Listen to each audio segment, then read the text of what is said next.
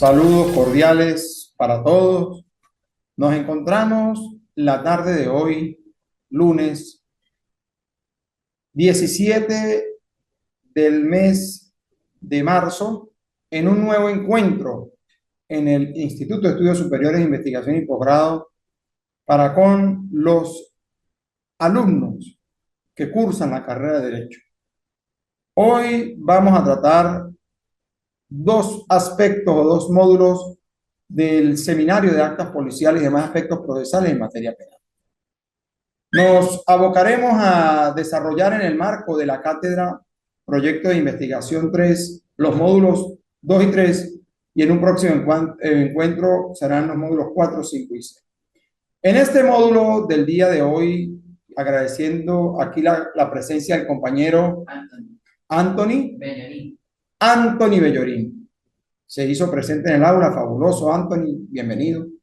Y para quienes estén en línea a través de la telemática, paso a señalar que hoy vamos a tener el tratamiento de los aspectos de procedencia y conducción del proceso penal en el marco del módulo 2 de la cátedra de Proyecto de Investigación 3, que como dije antes se refiere a las actas policiales y demás aspectos procesales en materia penal. En esta cátedra nosotros vamos a ver o estamos viendo temas propios del derecho procesal penal y de la actuación policial. Obviamente que eso nos permite a nosotros hoy, al abordar estos puntos, relacionarlo con aspectos constitucionales, procesales penales, derechos humanos, en fin. Entonces, cuando hablamos de los modos de proceder del inicio del proceso penal, para el inicio del proceso penal, hay unas modalidades iniciales del proceso. Tenemos primero cuando la investigación es iniciada de oficio por el Ministerio Público, cuando el Ministerio Público ha tenido conocimiento de manera directa de la ocurrencia de un hecho punible. Por ejemplo, el Ministerio Público se entera de que han perpetrado un robo en una entidad bancaria. ¿Qué hace el Ministerio Público? De manera oficiosa, conforme al artículo 265 del Código Orgánico Procesal Penal, inicia la investigación. Pero también podría darse cuando el hecho se inicia de manera directa por la policía. Es decir, no el Ministerio Público, sino la policía, el órgano policial, ha tenido conocimiento de la ocurrencia de un delito y en fundamento del artículo 266 del Código Orgánico Procesal Penal, procede el órgano policial de manera inmediata a coordinar las diligencias urgentes y necesarias en el marco de las 12 horas iniciales para poder recabar el mayor número de elementos de convicción para posteriormente ponerlos a disposición de la Fiscalía para que la Fiscalía luego inicie formalmente la fase preparatoria en caso de considerar que esté frente a un hecho de acción pública. Entonces tenemos dos modalidades iniciales. Una cuando el Ministerio Público tiene conocimiento de manera directa de la ocurrencia de un hecho o cuando el órgano policial tiene conocimiento también. Pero también hay la posibilidad de iniciar un proceso a través de la denuncia. Y cuando hablo de la denuncia, nos referimos aquí que las denuncias se formulan ante dos dependencias, o ante el Ministerio Público o ante el órgano de policía de investigación o el órgano de policía estatal o nacional. Entonces, tenemos tres formas. Cuando se inicia de manera directa ante el Ministerio Público, cuando lo inicia directamente la policía, porque ha tenido conocimiento, o cuando la persona acude y mediante denuncia formula la correspondiente, valga la redundancia, denuncia ante el Ministerio Público o ante un órgano de policía. Ahora bien, la investigación penal. ¿Qué debemos entender nosotros por investigación penal? Según el artículo 34 de la Ley Orgánica del Servicio de Policía de Investigación del Cuerpo de Investigaciones Científicas Penales y Criminalísticas y el Servicio Nacional de Medicina y Ciencias Forenses, así se denomina la ley, debe entenderse por investigación penal el conjunto de diligencias orientadas para el descubrimiento y comprobación científica del hecho en aras de la identificación de los determinados autores, autoras o partícipes en la comisión del hecho punible, así como la propia víctima y el aseguramiento de los objetos activos y pasivos que están vinculados a la realización del hecho criminal. Pero ¿a quién le corresponde, en todo caso, dirigir esa investigación penal? Una vez que el órgano policial ha recibido la denuncia o ha tenido conocimiento del hecho y lo ha enterado al Ministerio Público y el Ministerio Público recibe esas actuaciones y considera que hay un delito de acción pública, ¿a quién le corresponde conocer? ¿A quién le corresponde dirigir la investigación? Al fiscal del Ministerio. El titular de la acción penal en Venezuela en los delitos de acción pública es el Ministerio Público. Y en fundamento del artículo 285 constitucional, además del 111 del Código Orgánico Procesal Penal, le corresponde pues exactamente dirigir la investigación. Ahora, cuando hablamos de órganos de investigación penal, de acuerdo al Código Orgánico Procesal Penal, ¿cuáles son esos órganos? ¿Cuáles? Bueno, son aquellos a los que la ley le acuerde tal carácter. Y esos organismos están conformados por funcionarios que deben cumplir con la tarea investigativa, funcionarios policiales que deben cumplir con la tarea investigativa establecida en el Código. Y es que el artículo 113 del Código Orgánico Procesal Penal así lo dispone, pero el 114 prevé las facultades y dice que corresponde a las autoridades de policía de investigaciones penales la práctica de las diligencias conducentes a la determinación de los hechos punibles y a la identificación de los autores, autoras o partícipes bajo la conducción de ¿quién? Del fiscal del Ministerio Público. Bueno, avanzamos. Cuando el hecho punible ha sido conocido de manera directa por el órgano policial, ojo, por ejemplo, la policía hace un patrullaje preventivo en la séptima avenida de la ciudad de San Cristóbal del centro y observa que una persona arrebata el teléfono celular a una dama y emprende veloz carrera. Y resulta que la policía inicia la persecución por el clamor público y logra darle alcance al sujeto, encontrando en su poder, en presencia prácticamente de la víctima como testigo directo y víctima a la vez, o de testigos presenciales, que él tenía el teléfono que minutos antes había arrebatado a su víctima. Entonces, si ellos tienen el conocimiento directo por actuación inmediata de ellos, ¿verdad? Los funcionarios tienen hasta 12 horas para cumplir las diligencias urgentes y necesarias, conforme lo dispone el artículo 266 del Código Orgánico Procesal Penal. Y es que esas diligencias urgentes y necesarias, ¿a qué van dirigidas? ¿A qué? A identificar y ubicar los autores y partícipes del hecho punible, así como el aseguramiento de los objetos activos y pasivos relacionados con la perpetración del delito. Es una tarea fundamental. En la medida en que el órgano policial, en el marco de esas 12 horas, logre cumplir con las diligencias urgentes y necesarias, tendremos un avance del caso significativo para cuando el fiscal reciba las actuaciones, porque ya después de las 12 horas solo puede actuar el órgano con directrices directas del fiscal. Es decir, tiene el órgano policial hasta 12 horas para poder actuar al margen de la fiscalía, pero en el cumplimiento de las diligencias urgentes y necesarias. Ya luego tiene que participarle al fiscal una vez a las 12 horas y el fiscal a partir de allí dirigirá las actuaciones que debe cumplir. Entonces, con eso no les quiero decir a ustedes que hay que dejar agotar las 12 horas. Puede perfectamente el órgano policial participar a la quinta hora, a la tercera hora, a la primera hora, para coordinar de mejor manera las actuaciones que deba desarrollar el órgano policial. ¿A qué se debe que el titular de la acción penal sea el Ministerio Público? Bueno, se debe al fundamento constitucional. Artículo 285 de la Constitución venezolana y el artículo 24 del Código Orgánico Procesal Penal. Y es que la Fiscalía posee amplias atribuciones.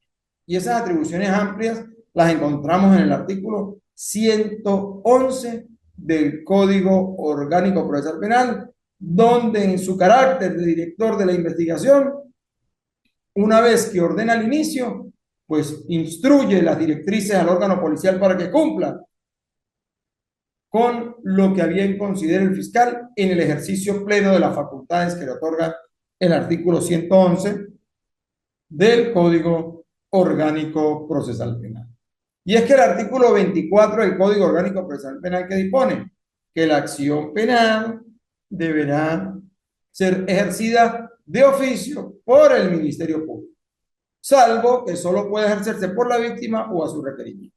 Este salvo que solo puede ejercerse por la víctima o a su requerimiento lo señala perfectamente el Código Orgánico Procesal Penal en su artículo 24, porque hay delitos de acción privada donde no interviene el Ministerio Público en el ejercicio de la acción penal, sino que queda por cuenta de la víctima directa, como ocurre en los delitos de difamación, de injuria, de daños materiales, de violación del domicilio simple. Allí, en el ámbito de esos hechos punibles, el titular de la acción penal es la propia víctima y debe actuar con fundamento en el procedimiento especial para el ejercicio de la acción penal en los delitos a instancia de parte agraviada. Y ese procedimiento lo tenemos nosotros en el mismo Código Orgánico Procesal Penal, en los artículos, ya se los voy a leer, en los artículos 300, aquí está, en los artículos 391 al 409 del Código Orgánico Procesal Penal.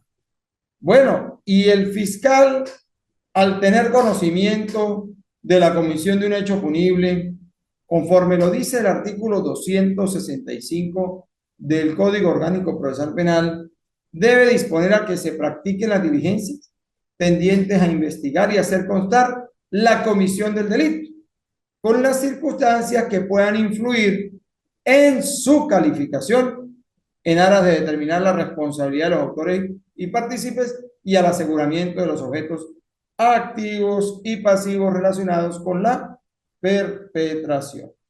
Tienen que revisar ustedes el artículo 111 del Código Orgánico Procesal Penal. Sin embargo, en ese artículo, como bien se sabe, están las atribuciones del fiscal, pero las dos primeras que yo destaco son la del numeral 1, dirigir la investigación de hechos punibles para establecer la identidad de los autores y partícipes. Autores y partícipes, es decir, cuando hablamos de autores hablamos de cooperadores inmediatos, de determinadores, de autores materiales, y cuando hablamos de partícipes hablamos de cómplices necesarios y no necesarios. Y el numeral segundo, ordenar y supervisar las actuaciones de los órganos de policía a los que le ha facultado diligencias de investigación. Entonces, eso es importante saber. Pero también debemos considerar un tema propio de los derechos humanos: los principios de actuación para la detención. El artículo 119 del Código Orgánico Procesal Penal fija las reglas de actuación policial. Y eso es muy importante porque pone en riesgo la misma responsabilidad del funcionario policial actuante cuando viola los derechos humanos de la persona que logra detener en un procedimiento. Es necesario considerar el uso de la fuerza en caso de necesidad y en proporción a la ejecución de la detención.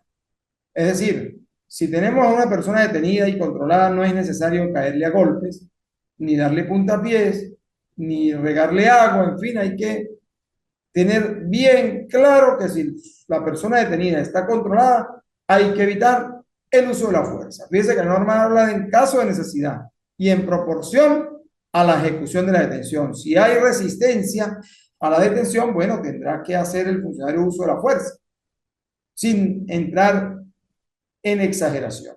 Segundo, el funcionario no puede usar armas salvo que haya resistencia que cause riesgo a la vida o integridad física de la persona. Por ejemplo, que se esté persiguiendo a alguien que tenga un revólver o una pistola y esté lanzando disparos a todo lugar. Pone en riesgo la vida de la ciudadanía en esos temas, pues la policía debe saber usar el arma de reglamento con la pericia que exige el hecho de ser funcionario entrenado para esos eventos. Están prohibidos los actos de tortura, los tratos crueles, inhumanos o degradantes. Nosotros en Venezuela tenemos a partir del 2013 la ley especial para la prevención de la tortura, los tratos crueles, inhumanos o degradantes, y es una ley que nace como consecuencia del compromiso asumido por Venezuela en el Concierto de las Naciones con respecto a la Convención Interamericana contra la Tortura. Venezuela legisló por encima de otras naciones y estamos al día con esa legislación. No se deben presentar los detenidos a ningún medio de comunicación social sin el expreso consentimiento de ellos otorgado con su defensor. ¿Qué quiere decir? A veces vemos en notas de prensa que ponen a los detenidos de espalda y los exhiben. Y más allá de que le tapen el rostro, pudiésemos contaminar un eventual reconocimiento en fila de personas. Porque si esa persona, más allá de estar de espalda, tiene un tatuaje en la parte de atrás del brazo o a nivel de la nuca, o por X o Y motivo tiene una prenda de lucir en alguna oreja que permita identificar y contaminar esa identificación, pues pudiese generar un problema. Fíjense que no dice el artículo, el numeral 4 del 119, no presentar a los detenidos a ningún medio de comunicación social sin el expreso consentimiento de ellos, otorgado no solo, sino con su defensor. Artículo 119, numeral 5. El funcionario que tiene una actuación policial debe identificarse como agente de la autoridad y debe identificar la persona contra quienes proceden en detención. El anonimato en la actuación no cabe. Venezuela prohíbe el anonimato en toda conducta y expresión en el artículo 57 constitucional. Debe informársele al detenido acerca de sus derechos, debe comunicarle a los parientes o personas relacionadas con el detenido el establecimiento o el centro de reclusión donde va a ser incorporado o va a ser privado de libertad, llamar a la familia, permitirle una llamada o por lo menos comunicarle el funcionario al familiar, mire, aquí está su hijo detenido, su familiar detenido. Y hay que asentar en un acta inalterable el lugar, el día y la hora en que se ha producido la detención de la persona. Miren, en Venezuela, en el ámbito del proceso penal, rige la libertad de prueba. Tenemos un sistema de prueba libre en materia penal, pero no podemos confundir la libertad de la prueba con el libertinaje de la prueba.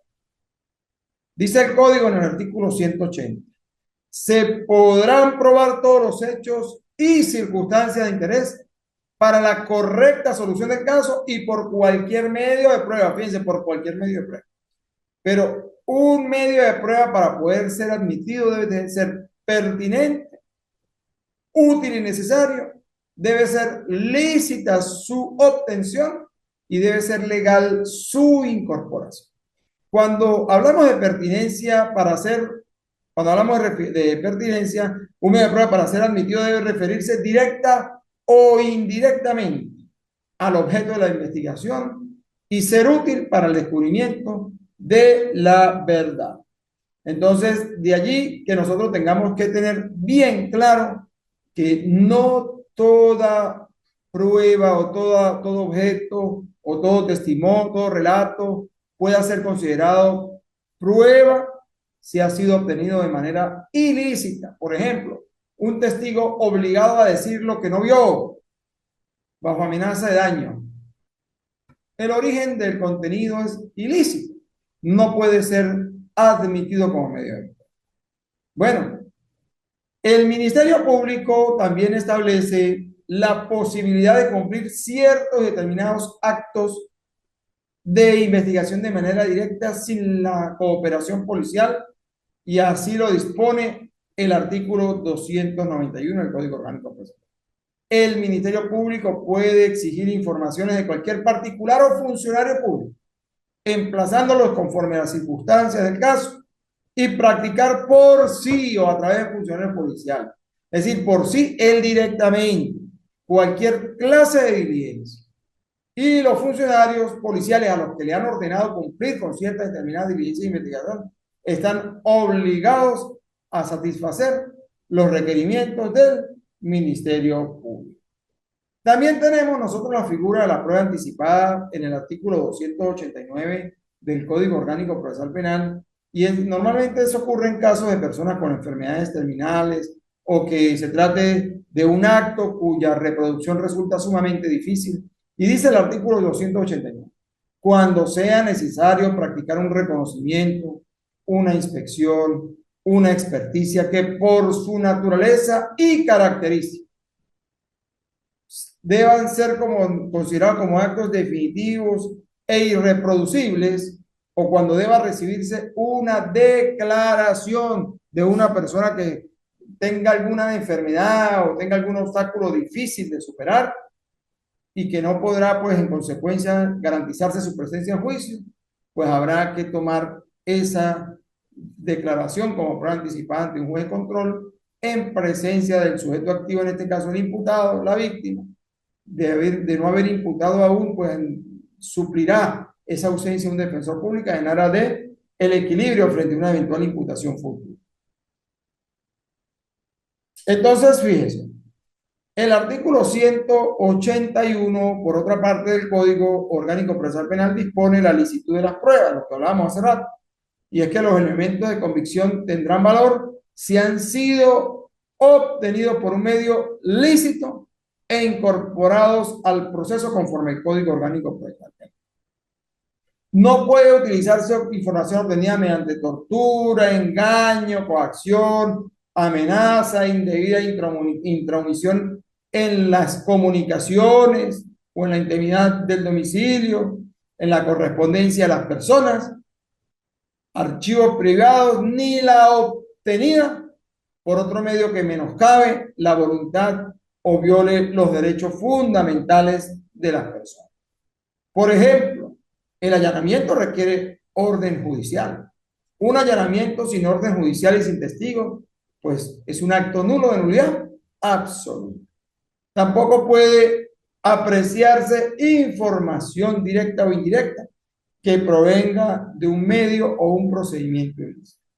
Si tenemos un testigo de un allanamiento y el testigo realmente vio que no encontraron nada y lo obligan en una mesa a decir que sí vio cuando la encontraron en la gaveta, en fin, eso es un acto nulo de nulidad absoluta. Bueno, aquí estamos por ahora con el punto alusivo a la unidad número 2. Vamos a buscar información de la unidad número 3 para avanzar con el tema de las actas policiales. ¿Alguna pregunta, Bellorín?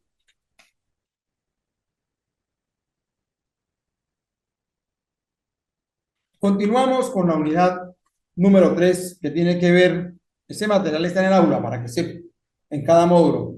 Ya tienen el material, revísenlo. Si no lo tienen, me avisan, por favor, pero recuerdo que está allí. Bueno, tenemos aquí el módulo 3 y tiene que ver con los procedimientos policiales en materia penal.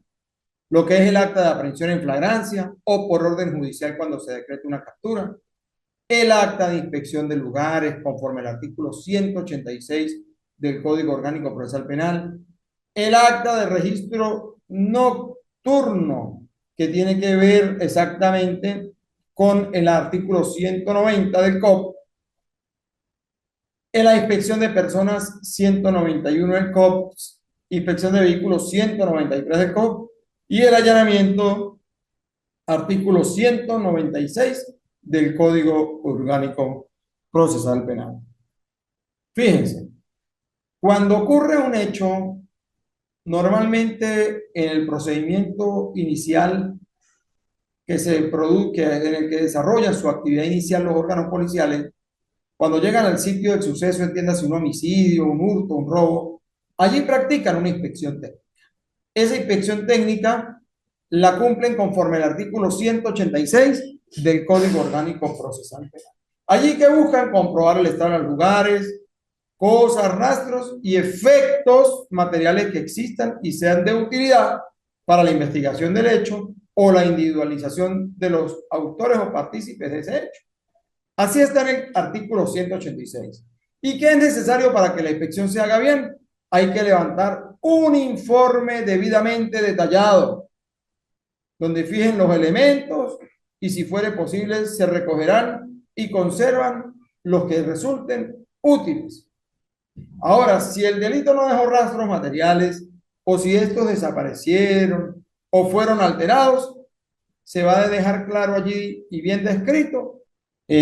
También tenemos los registros nocturnos. La inspección técnica es el 186 del sitio del suceso o del hallazgo de la evidencia. Ya el artículo 190 se refiere a los registros nocturnos. Esos registros nocturnos son los lugares, si se quiere, el registro de los lugares cerrados, aunque sean de acceso al público, podrán ser practicados también en horario nocturno, dejando constancia en el acta de algunos supuestos. Fíjense, en las tascas, las discotecas, los restaurantes nocturnos, pueden perfectamente ser objeto de inspección en fundamento del artículo 190 del Código Orgánico Procesal Penal, ¿verdad? Y esos lugares de acceso al público, pues, se deben encontrarse, por supuesto, comúnmente abiertos durante la noche y en un caso grave que no admita demora, pues perfectamente puede ingresar el órgano policial y practicar la inspección correspondiente con presencia de testigos, normalmente para evitar malas actuaciones policiales, evitar los avisos, los excesos, los abusos policiales. También es posible, conforme el artículo 196, numeral primero del Código Orgánico Procesal Penal, cumplir ese registro nocturno para impedir la perpetración o continuidad del delito.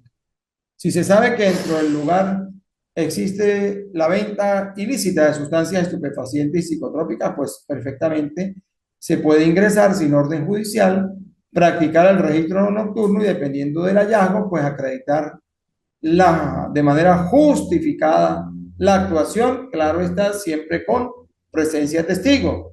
En el caso en que el interesado o su representante preste su consentimiento expreso, por ejemplo, si llega a la comisión y dice, mire, queremos practicar una inspección en esta discoteca, y el dueño del centro nocturno diga, no hay ningún inconveniente, perfectamente pueden ingresar, bueno, igualmente es viable, y también por orden escrita del juez, si es que el juez plantea la posibilidad de autorizar tal registro por vía de un allanamiento, pero siempre con la presencia de testigos. También tenemos la inspección de personas, y es que la inspección de personas la encontramos dispuesta en el artículo 191 del Código Orgánico Procesal.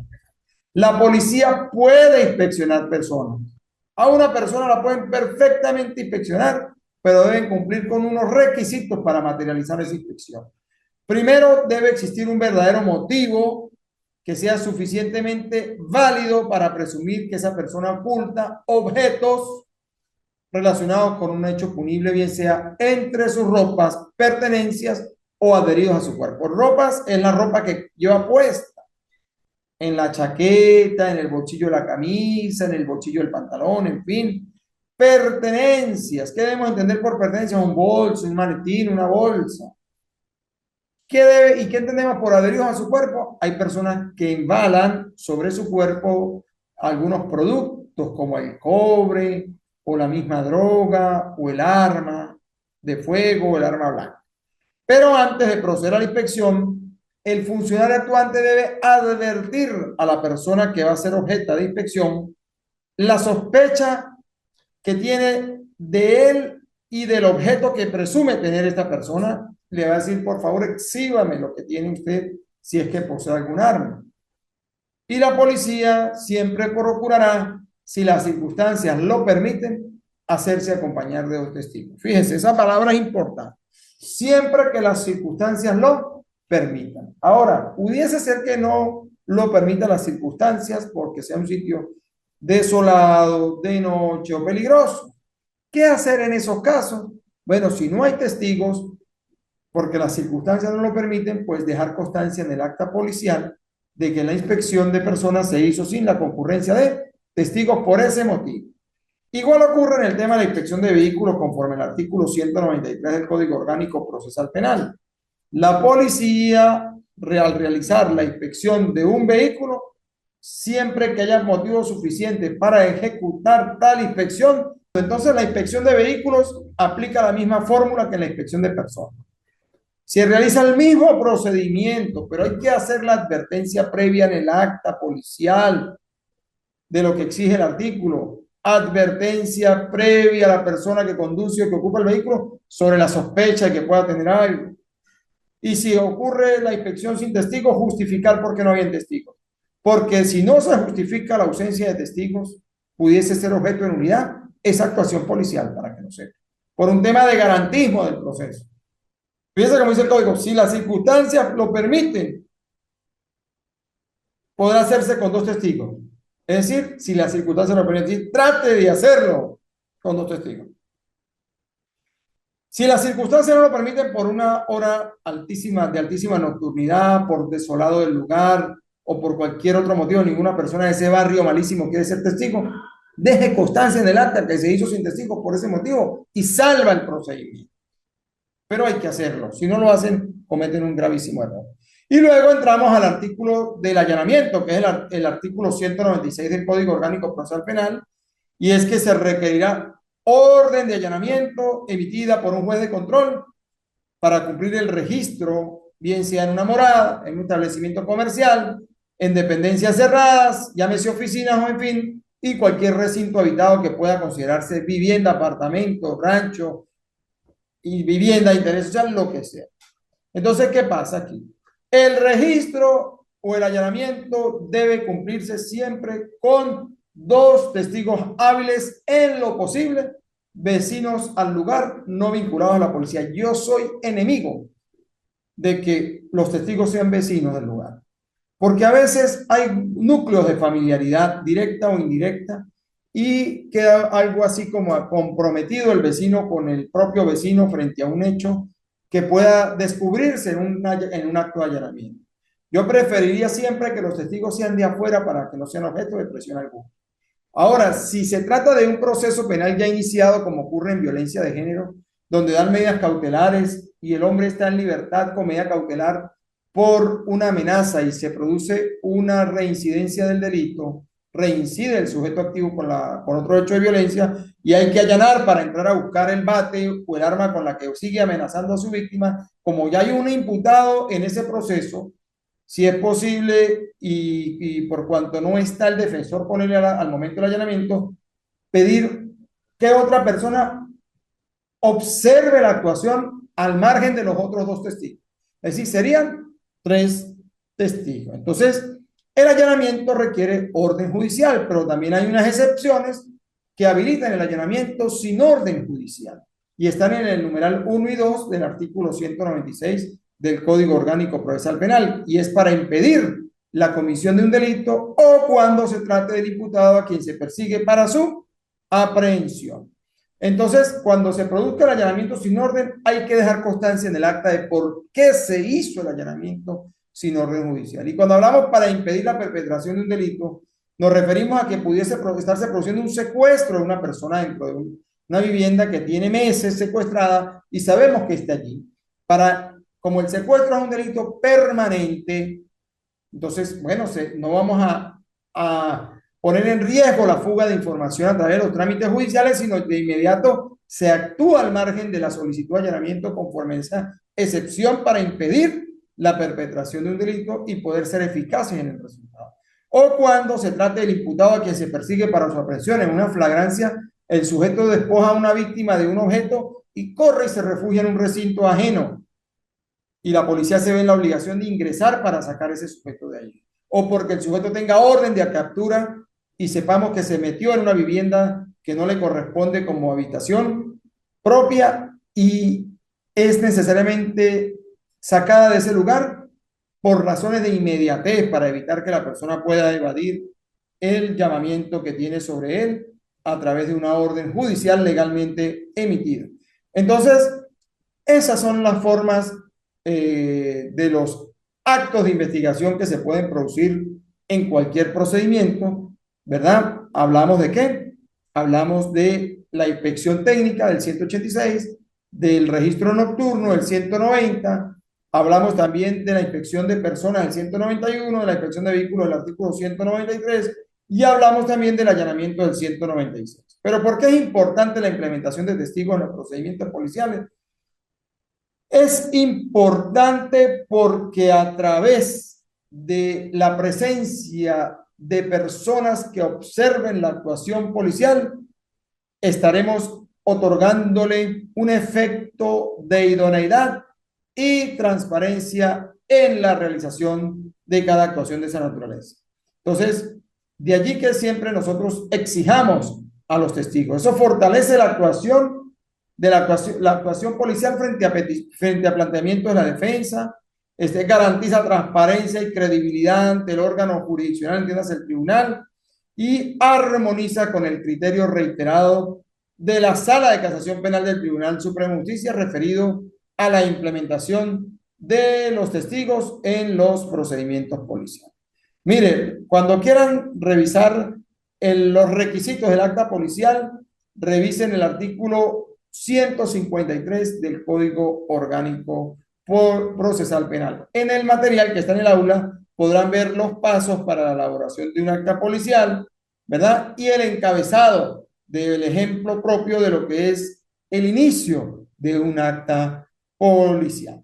Bueno, por el día de hoy, para poder cerrar, debo recalcar que también debemos considerar muy necesaria la fijación en las actas policiales de aprehensión en estricto estado de flagrancia de los derechos del imputado. Siempre es importante que vayan allí, artículo 49 constitucional y 127 del Código Orgánico Procesal Penal. Por la tarde de hoy, damos por concluido este encuentro, no sin antes agradecer la presencia de ustedes y quedamos atentos para el próximo y último encuentro donde trataremos 3 módulos. Ya esta asignación se fijará a partir del día de mañana, la asignación de este módulo, para poder hacer una actividad y así poder sumar puntos para la calificación final de la materia Proyecto de Investigación 3. Muchas gracias por su presencia a través del aula virtual y al amigo Bellorín por estar presente aquí de manera presencial.